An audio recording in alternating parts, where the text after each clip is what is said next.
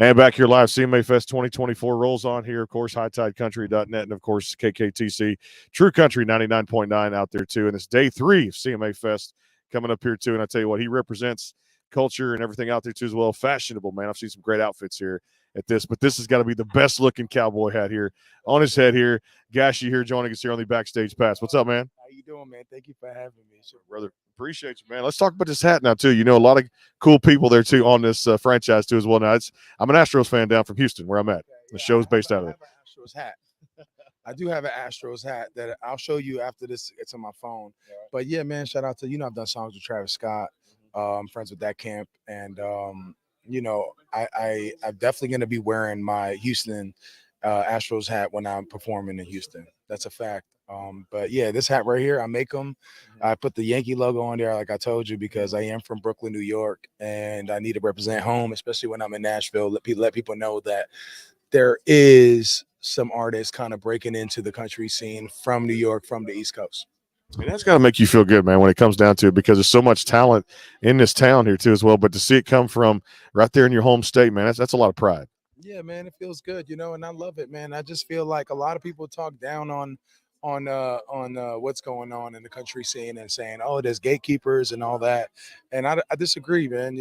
I disagree. I think the hospitality has been incredible. Yeah, people talk shit everywhere they go, but you can't let it get to you, man. You got to stay positive and be cool and just do what you got to do. If you love it, then do it. You know what I mean? A lot of people don't watch me jerking off, but I still do it.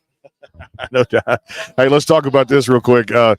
Projects and music and things you're excited about here with halfway through the year. It's crazy, man. Time's never on the side. But what are you most looking forward to as we get into the second half of this year? What I'm looking forward to in my life or career? Well, I got my album coming out called The Brooklyn Cowboy, and I am looking forward to seeing what the universe and God has planned for me. I pray that I have my parents with me. I hope they're healthy. My dad was not doing too well. He had a stroke. I'm just focused on my family right now, my career, and my kids and my nephews and my family. I'm just praying that God blesses me with more opportunity to change the world, make people happy through my art, and if I make money, let me make money to give it back to my family. Collaboration is becoming a big thing in this business now. Like I said, you've done a bunch of them too as well. How important is that for even younger artists or even artists that have been doing it for a long time? But I love the cross genre of music. I can appreciate that. Yeah, I've done songs with Sting. I've done songs with Sade, Travis Scott, DJ Snake, Chris Brown. I work with every artist because I think there's no genre. My voice is the genre, and I like to break barriers, man. I like to be disruptive. If you want to just do all the types of music, that's what it is. Like, I ain't come to country to just be another country artist. I came in to add my flavor. I don't want to take away from country. I want to add what I can bring to the table. There's artists like me who love music. I literally love music.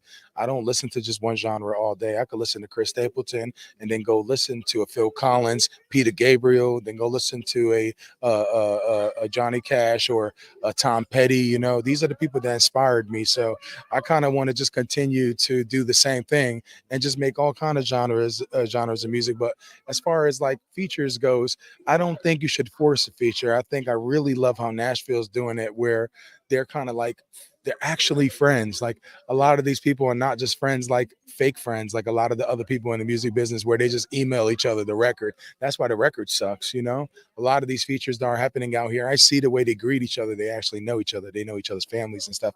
And I think that's what makes music and features so special. The Post Malone, Morgan Wallen one I love too as well. And I love seeing Post Malone at the ACM Awards. What do you think about that? Yeah, he sat right next to me.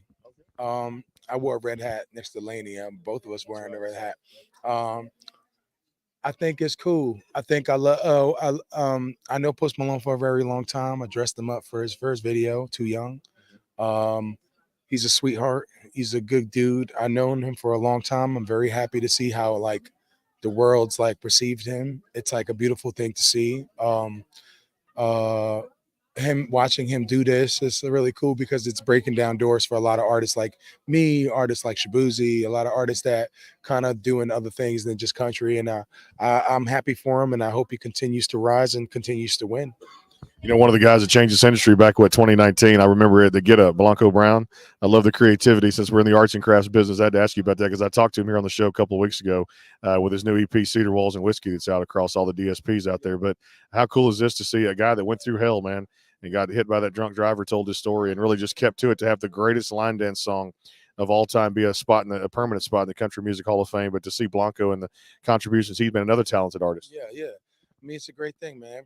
Every time you see stories like that, it's inspiring. I think, you know, like a lot of this confidence comes from stories, man. Like people's stories, like Jelly Roll, like his story inspired me. You know, I'm 33 years old. To watch somebody hit 40 and still have his dreams come true and still be such a young spirit. Like Jelly Roll looks like an 18-year-old kid to me because his energy is so exciting. He's so hype and he's so nice and he's so sweet.